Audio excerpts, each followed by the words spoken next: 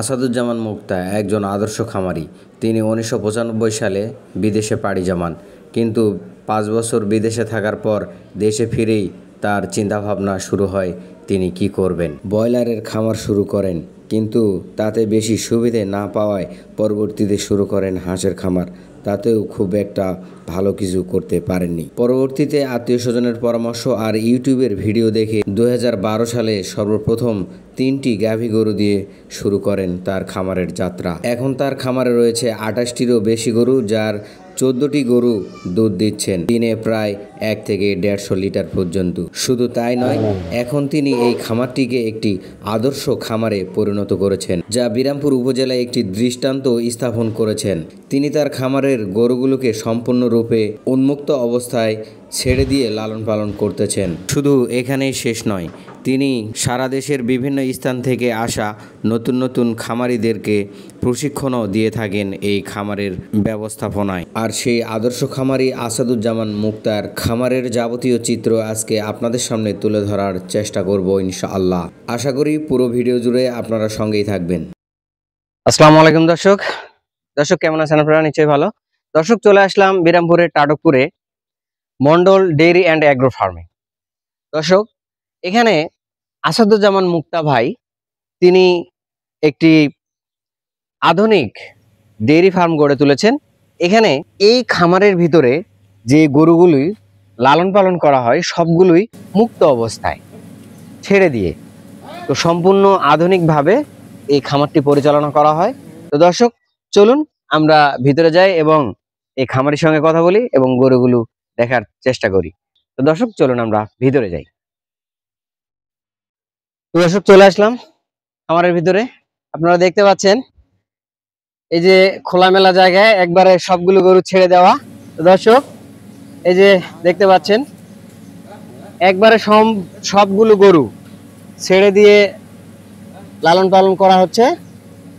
একবারে একটি আদর্শ খামার, একবারে আদর্শ খামার যাকে বলে। একটা খামারের জন্য যা যা প্রয়োজন এই খামারে সবকিছু রয়েছে। ছেড়ে দিয়ে রাখার জন্য জায়গার ব্যবস্থা, বালি দিয়ে রাখা। এখানে গরুগুলো তাদের ইচ্ছা মতো ঘোরাফেরা করে, ইচ্ছা মতো চলাফেরা করে। খাওয়ার জন্য আলাদা আলাদা জায়গা রয়েছে। যখন তাদের খাবারের প্রয়োজন হয় তখন তারা গিয়ে সেখানে খায়, এবং পানি রাখা আছে আলাদাভাবে। যখন পানি খাবার প্রয়োজন হয় তখন তারা গিয়ে পানি খায়। আবার আরো কিছু আধুনিকতা রয়েছে, গরুগুলো তাদের ইচ্ছা মতো যেন এখানে ঘুরতে পারে, ফিরতে পারে, খাইতে পারে এবং শুইতে পারে, প্লাস তাদের শরীর চর্চার যে বিষয়টি সেটিও যেন সারতে পারে। তো এমন একটি আদর্শ খামার যিনি গড়ে তুলেছেন, যে আদর্শ মানুষ, সেই আদর্শ মানুষের সঙ্গে আজকে আমি কথা বলবো এবং আপনাদেরকে জানানোর চেষ্টা করব। এবং এই খামারের গড়ে তোলার পিছনে তার যে অবদান, তিনি যে গড়ে তুলেছেন সেই অবদানের কথা আমি আজকে আপনাদেরকে জানাবো এবং শোনাবো। তো দর্শক, চলুন সেই আসাদুজ্জামান মুক্তা ভাইয়ের সঙ্গে কথা বলি এবং এই খামারের গড়ে তোলার ব্যাপারে আমরা বিস্তারিত শুনি তার মুখ থেকে। আসসালামু আলাইকুম। ওয়ালাইকুম আসসালাম। ভাইয়া কেমন আছেন? আলহামদুলিল্লাহ। তো ভাইয়া, এত সুন্দর একটা খামার, একবারে আদর্শ খামার আপনি গড়ে তুলেছেন। তো এই আপনি নিজেও তো একজন আদর্শ মানুষ। আপনি আদর্শ মানুষ না হলে এরকম আদর্শ খামার গড়ে তোলা আসলে সম্ভব নয়। তো এই যে এইভাবে বিরামপুর একটা মফস্বল টাউন বলা যায়, তো এখানে আপনি এত সুন্দর একটা খামার গড়ে তোলার চিন্তা ভাবনা কিভাবে পেলেন, বা এর চিন্তা ভাবনা কিভাবে আপনার মাথায় আসলো, একটু জানাবেন প্লিজ। আমি ৯৫ সালে আমি বাইরে গেছিলাম, বিদেশে।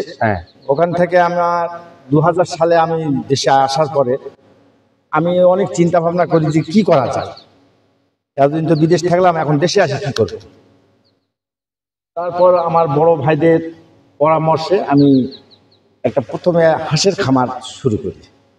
হাঁসের খামার কিছুদিন করার পরে তারপরে ডিমের এবং ব্রয়লারের খামারে যাই। পাশাপাশি বেশ কয়েক বছর আমি এটাতে করার পরে আমি দেখলাম যে না, এটাতে অনেক রিস্ক, মানে আমি তেমন রাগ করতে পারতেছি না।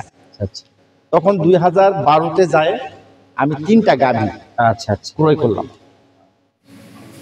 3টা গাভী ক্রয় করার পরে এই 3টা গাভী থাকে। আলহামদুলিল্লাহ আপনাদের দোয়ায় আজকে আমার এই এত দূর এত দূর অবস্থা। আচ্ছা, এখন আমি যে জিনিসটা দেখতেছি, অনেকে আবদ্ধ অবস্থায় গরু লালন পালন করতেছে। হ্যাঁ, এত বড় পরিসরে না, এত মানে আধুনিকতার মধ্যে না, আদর্শ একটা খামার আপনি গড়ে তুলেছেন। এই আদর্শ করার যে চিন্তাধারা, এটা আপনি কিভাবে, এর অনুপ্রেরণাটা আপনি কিভাবে পেলেন? এটা হচ্ছে আমার প্রথম থেকে আমার একটা ছিল, যদি আমি ডেইরি খামারে আসি তবে আমি আদর্শ একটা খামার করা আমার চিন্তা ভাবনা ছিল। আমি ওই চিন্তা থেকে আমি করছি। আমি ওই যে আপনাদের যে ইউটিউব চ্যানেলগুলো, দেশ এবং বিদেশের যে চ্যানেলগুলো, সবসময় আমি এগুলো দেখতাম। আচ্ছা, দেখে আমি কোনটাতে ভালো, গরুর কোনটাতে ভালো, কোনটাতে গরু চলাফেরা করতে বা খাদ্যের সাশ্রয়, অনেক কিছু করার পরে যখন দেখলাম যে না, আমাকে ছাড়ে দিয়ে এইভাবে যদি আমি করি তাহলে আমার বেনিফিটটা ভালো থাকবে, আমার গরুর স্বাস্থ্য ভালো থাকবে, তাদের মন মানসিকতাও ব্যাপার আছে, তারা ফ্রিভাবে তারা চলাফেরা করতে পারবে। এর থেকে আমি এই চিন্তাধারা থেকে আপনি এই আদর্শ ভাবে খামারটি গড়ে তুললেন। আচ্ছা, এখন আপনার খামারে কয়টি গরু রয়েছে? আপনি তো 2012 সালে 3টা দিয়ে শুরু করছেন, এখন কয়টি রয়েছে? চলেন আমরা একটু হাঁটতে হাঁটতে ভিতরে যাই। এখন আমার গাভী এবং বকনা রেডি, বকনা সহকারে আমার 28টা আছে। 28টা? জি। আর মূল গাভী কয়টা আছে, দুধ দিচ্ছে? মূল গাভী আছে আমার, গাভী আছে 14টা, তার মধ্যে আমার 9টা দুধ দিচ্ছে। তাহলে আপনার এখন দুধ দিচ্ছে কয়টা? 14টা? 14 না, 14টার মধ্যে এখন আমার গাভী 14টা, তার মধ্যে আমাদের 9টা দুধ দিচ্ছে। 9টা দুধ দিচ্ছে। তাহলে 9টায় কত লিটার দুধ আসতেছে? আমার এখন 150 লিটার আসতেছে। 150 লিটার। তো এই এখন কত টাকা করে কেজি বিক্রি হচ্ছে আপনার? আমি এখানে 60 টাকা করে কেজি পাই। 60 টাকা বিক্রি করতেছেন? আচ্ছা, 60 টাকা বিক্রি করতেছেন। তো আল্লাহর রহমতে আপনার 3টা গরু দিয়ে শুরু করে এখন আপনার 28টা গরুই রূপান্তরিত হয়েছে। এখানে আপনি আপনার কর্মচারী কয়জন কাজ করতে? আমার কর্মচারী 3জন। 3জন। আচ্ছা, তাহলে আপনি 3 জনের কর্মসংস্থানের ব্যবস্থাও করেছেন আল্লাহর রহমতে। আচ্ছা, আপনার এই গরুগুলোকে আপনি যে খাবার দিচ্ছেন, আমি শুনেছি আপনি সাইলেজ বানান। তো এই সাইলেজটা আপনি গরুগুলোকে কিভাবে খাওয়াচ্ছেন? দিন কতটুকু পরিমাণে, কোন খাবারটা, মানে শুধু সাইলেজই না, আপনি দানাদার খাবার থেকে শুরু করে আপনার এই যে ঘাস, খড় সব মিলে কোন খাবারটা কতটুকু পরিমাণে আপনি গরুগুলোকে দিচ্ছেন? আমি মূলত আমার গরুকে আমি ঘাসের উপরে, ঘাস এবং সাইলেসের উপরে আমি পালার চেষ্টা করি। দানাদার থেকে আমি আগে থেকে দানাদার খুব সীমিত আকার, যেটা না দিলেই নয় সেইটুকুই দিই। আমার এক একটা গাভী খুব বেশি হলে 1.5 থেকে 2 কেজি দানাদার পায়। তার এর বেশি আমি কি ধরনের দানাদার দিচ্ছেন আপনি? এটা হচ্ছে আমি ওই যে আপনার গমের ভুসি, ভুট্টা ভাঙ্গা, তারপর সোয়াবিন মিল, এইগুলো এই রেশিও মোতাবেক আমি ব্যাক করে ওটা। তো পার গরুতে আপনি 1 থেকে 1.5 থেকে 2 কেজি। 1.5 থেকে 2 কেজি দিচ্ছেন প্রতিদিন? জি। আচ্ছা, 2 বেলায়। 2 বেলায়। তাহলে আপনার এই খামার থেকে এই যে 2012 সালে শুরু, এখন হচ্ছে 24, আপনার 12 বছর হচ্ছে। এই 12 বছরে আপনার এই খামার তো এখন মোটামুটি মাশাআল্লাহ অনেক আদর্শ খামার যাকে বলে সেটাই আপনি গড়ে তুলতে পেরেছেন। সেজন্য আপনি একজন আদর্শ খামারিও বটে। আদর্শ খামারি বটে বললে ভুল হবে, আপনি একজন আদর্শ খামারি। তো ভবিষ্যতের চিন্তা ভাবনা কি? এখান থেকে কি আরো বড়সড় করা, নাকি এই পর্যায়ে রাখবেন? অবশ্যই মানুষের তো চিন্তা ভাবনা থাকবে সবসময় উপরে ওঠার কাজ। আমার তো তাই, আমারও আছে সেটাই। হ্যাঁ, আমার এখানে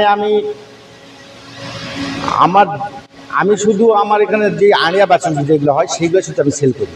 আর বকনা গাভী কোনো বিক্রি করি না। বকনাগুলো বিক্রি করতেছেন না, শুধু যেগুলো ষাঁড় বাছুর হচ্ছে ওগুলো বিক্রি করতেছেন। তবুও 5 থেকে 6 মাসে আমি সেল দিয়ে 6 মাসে সেল দিয়ে দিই, ওইগুলো আমি রাখি না। আচ্ছা, সব মিলিয়ে আপনার এই যে 3 জন কর্মচারী এখানে, আপনি 3 জন কর্মচারী এখানে রাখছেন, তাদের খরচা আছে, গরুগুলোর খরচা আছে, সব মিলিয়ে আপনার এই সব মিলিয়ে আপনার এখান থেকে বছরে কেমন একটা প্রফিট আসতেছে, যদি আপনাদেরকে একটু দয়া করে বলতেন। আমার প্রতি মাসে এখান থেকে 1.5 থেকে 2 লক্ষ টাকা আমার আয় আসে। আয় আসে। আয় আসে। আল্লাহর রহমতে। এর ভিতরে আয় মানে কি আমার সব খরচ সহকারে।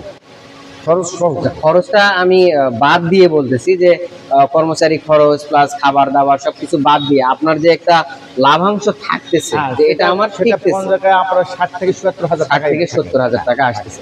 আর এখন আপনি শুরু করেছিলেন 3টা গাভী দিয়ে, কত টাকা দিয়ে কিনা ছিল? আমার 3টা গাভী ছিল আমার 7 লক্ষ টাকায়। 7 লক্ষ টাকা। 7 লক্ষ টাকা। এখন আপনার এই জায়গায় কত টাকার সম্পদে দাঁড়াইছে এই 12-13 বছরের মধ্যে, আমাকে একটু এটা বলেন। নাহলে তো খুব কম করে হলেও হবে 50 লক্ষ টাকা। 50 লক্ষ টাকা এই 12-13 বছরের ব্যবধানে। তো আর কি বলবো, আপনি একজন প্রবাসী মানুষ, প্রবাস থেকে এসে এই ধরনের চিন্তা ভাবনা। আমি যদি বাড়াই বলি, কারণ আমার 3টা গাভী থাকে, আমি কিন্তু আর কোনো গাভী কিনিনি। হ্যাঁ, এইগুলার থেকে আমি জাত উন্নয়ন করতেছি। আমি বাইরে থেকে আর কোনো কিনি না, এখান থেকে আমি জাত উন্নয়ন করে আমার এইগুলাই আর একটা কিনি নেই। তাহলে আপনি দেখেন এখন আমার কত টাকার অ্যাসেট আছে আমার এখানে। আমাকে আর নতুন করে হিসাব করতে হবে না, আপনি যেটা বলেছেন এটাই এনাফ। আর আমার দর্শকেরা অবশ্যই গরুগুলো দেখলেই তারা বুঝতে পারবে, আর এই খামারের পরিসরটা দেখলেই তারা বুঝতে পারবে এখানে আপনি কত টাকার সম্পদ, যে ওই 7 লক্ষ টাকাকে কত টাকার সম্পদে পরিণত করছেন এই কয়েক বছরের মধ্যে। তো ভাই, এই হচ্ছে আপনার গরু লালন পালন এবং এই আদর্শ খামার। এখান থেকে আপনি মনে হয় আমি আরেকটা জিনিস আপনার শুনছি যে আপনি এখান থেকে যারা নতুন করে খামার করতে চায় তাদেরকে প্রশিক্ষণও দিয়ে থাকেন, এটা কি সত্য? মানে প্রশিক্ষণ দিয়ে নাই, এবার সরকারিভাবে আমার 5 থানা, হ্যাঁ, 5 থানা ওনারা আসছিল আমার এখানে, এক থানায় 3 দিন করে, 3 দিন করে আমার এখানে একদিনটায় প্রশিক্ষণ নিয়ে চলে গেছে প্রায় 1800 লোক। 1800 লোক? হ্যাঁ, 1800 লোক আপনি এবার প্রশিক্ষণ দিচ্ছেন এই খামার থেকে। তো দর্শক বুঝতে পারতেছেন একটা আদর্শ খামার গড়ে তুললে সেখানে কত ধরনের সুযোগ সুবিধা রয়েছে। সুযোগ সুবিধা রয়েছে যেমন গরুর রোগ বালাই কম হয়। তো আপনি এই যে ছেড়ে দিয়ে গরু লালন পালন করতেছেন, এতে আপনি কি ধরনের সুবিধা পাচ্ছেন আমাদেরকে এটা একটু জানান। ছেড়ে দেওয়ার সুবিধার অনেক সুবিধা আছে। যেমন মনে করেন যে একটা গাভী এইগুলা যখন প্রেগনেন্ট অবস্থায় থাকে তখন এগুলা 5 থেকে 700 টাকায় 600 650 পর্যন্ত ওজন আসে যায়। হ্যাঁ, এই গাভীগুলার যদি আমি কংক্রিটের উপর তারা উঠা বসা করতে গেলে এদের শরীরের মধ্যে খুব চাপ আসে, প্রেশার পায়ের মধ্যে খুব, হাঁটুর মধ্যে তাদের খুব ব্যথা হয়। এই কারণে আমি ছেড়ে দিয়ে রাখছি এবং সম্পূর্ণ বালু করছি, যাতে এরা যেন উঠতে বসতে এত কষ্ট না হয়। আর একটা গরুকে যদি আমরা বাঁধে রাখি এক জায়গায়, এরা 24 ঘন্টা দাঁড়িয়ে থাকলে এদের অটোমেটিক তাদের শরীরটা হাঁটুতে ব্যথা হবে, এই হবে সে হবে। কিন্তু ছেড়ে দেওয়ার কারণে এরা ওদের ইচ্ছা মতো এরা মুভমেন্ট করতে পারতেছে, এদের হাঁটুর ব্যথা থাকে না। তারপরে আমি ছেড়ে দেওয়ার কারণে আমি এদের কাছ থেকে দুধের প্রোডাকশনটা আমার স্থিতিশীল বেশি আসতেছে। হ্যাঁ, সবসময় অ্যাকুরেট থাকে, ওই উঠা নামা এরকম করে না, এরাও সুবিধা। তারপরে বালু এইরকম ছেড়ে দেওয়া, বালু রাখছি, বালুতে চলাফেরার কারণে এদের যে খুরাই রোগটা, এই রোগটা আলহামদুলিল্লাহ আমার খামারে খুরাই রোগ নাই। আর অসুখ বিসুখ বলতে আমার অন্য কোনো অসুখ বিসুখ নাই, এমনি অ্যাক্সিডেন্টে কোনো কিছু যদি হয় সেটা আলাদা কথা, কিন্তু এমনি যে একটা পেট ফাঁপা, বদহজম, এই সেই অনেক এই সেই প্রত্যেকদিন ডাক্তার লাগে, এটা মানে আল্লাহ। তাহলে আপনি এই যে গরুগুলোকে আপনার ঘাস কতটুকু জমিতে লাগানো আছে? আমার 6 বিঘাতে ঘাস লাগানো। 6 বিঘাতে। আর এই সাইলেজ বানাচ্ছেন? সাইলেজ আমি বছরে কয়বার বানান? 20 বিঘায় আমি সাইলেজ লাগাই। 20 বিঘা ভুট্টা লাগাই। ভুট্টা লাগাই, এই 20 বিঘা ভুট্টার সাইলেজ দিয়ে আমি সাইলেজ বানাই। আচ্ছা আচ্ছা, এই 20 বিঘা জমির ভুট্টা দিয়ে আপনি সাইলেজ বানাচ্ছেন, এটা হলে আপনার বছর চলে যায়? হ্যাঁ, একটু শেষ পর্যায়ে একটু টান পড়ে যায়, তো তা আপনি সাইলেজ আপনার এখানেই বানাচ্ছেন, আপনি আপনার আমারই সাইলেজ বানাচ্ছেন? আমি আমার নিজস্ব মেশিন দিয়ে। হ্যাঁ দর্শক, একেবারে একজন আদর্শ খামারি যা যা থাকা প্রয়োজন, সাইলেজ বানানোর মেশিন, ঘাস কাটার মেশিন, এক কথায় সম্পূর্ণ। এই খামারে আসলে আপনারা সম্পূর্ণ কিছু পেয়ে যাবেন, যা যা প্রয়োজন আছে। আপনার দুধ দোহনের জন্য মেশিন আছে, আপনার হচ্ছে বায়োগ্যাস প্ল্যান্ট, হ্যাঁ, সব ধরনের আধুনিকতার যেগুলো প্রয়োজন এবং আদর্শ খামারে যা যা প্রয়োজন সবকিছু এই খামারে রয়ে গেছে। আর একজন আদর্শ খামারি আসাদুজ্জামান মুক্তা ভাই যিনি এই খামারটি গড়ে তুলেছেন, ওনাকে অনেক অনেক ধন্যবাদ। বিরামপুরের মতো জায়গায় এরকম একটা আদর্শ খামার গড়ে তোলার জন্য।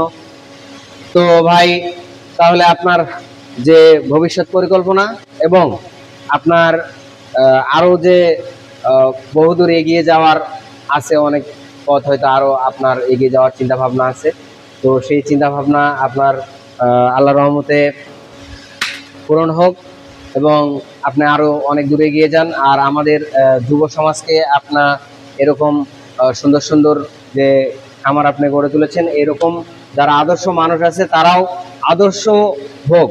আমাদের বর্তমান যুব সমাজ কিন্তু ধ্বংস হচ্ছে আপনার বেকার থেকে। জি, হ্যাঁ, বিভিন্ন খারাপ ছেলেদের সঙ্গে মিশে তারা হয়ে যাচ্ছে নেশাগ্রস্ত, তারা হয়ে যাচ্ছে চলে যাচ্ছে মনে করেন অন্য পথে, খারাপ পথে।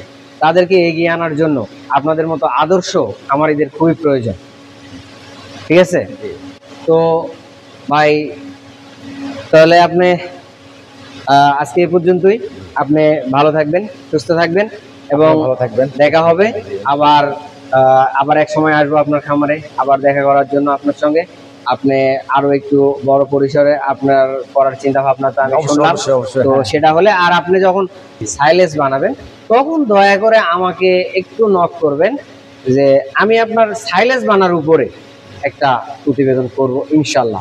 আল্লাহ তাআলা যদি আমাকে তৌফিক দান করে আর আমি যদি বেঁচে থাকি। তো ভাই, তাহলে ভালো থাকবেন। তো দর্শক, আজকে এই পর্যন্তই। আপনারা ভালো থাকবেন, সুস্থ থাকবেন। আর এই আসাদুজ্জামান মুক্তা ভাইয়ের খামারটি আপনাদের কেমন লাগলো অবশ্যই আপনারা কমেন্টসে জানাবেন। যারা ইউটিউব চ্যানেল থেকে দেখতেছেন তারা অবশ্যই এই চ্যানেলটি সাবস্ক্রাইব করবেন এবং পাশে থাকা বেল আইকনটি বাজিয়ে দিবেন পরবর্তী ভিডিও নোটিফিকেশন পাওয়ার জন্য। এবং যারা ফেসবুক পেজ থেকে দেখতেছেন অবশ্যই পেজটি ফলো করবেন। তো দর্শক, আজকে এই পর্যন্তই। ভালো থাকবেন, সুস্থ থাকবেন। দেখা হবে পরবর্তী নতুন ভিডিওতে। সে পর্যন্ত আল্লাহ হাফেজ।